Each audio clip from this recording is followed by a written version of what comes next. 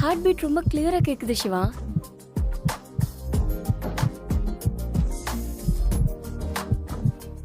எனக்கு இந்த மாதிரி கேட்கறதுக்கு ரொம்ப பிடிச்சிருக்கு. சரி போதும், அதை வச்சிடு. இரு சிவா.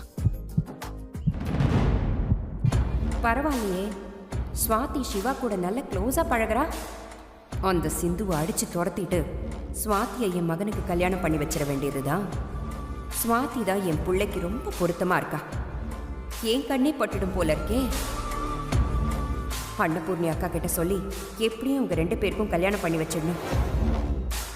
ஸ்வாதியை வச்சே சிந்துவை இந்த வீட்டை விட்டே விரட்டி அடிக்கிறேன்.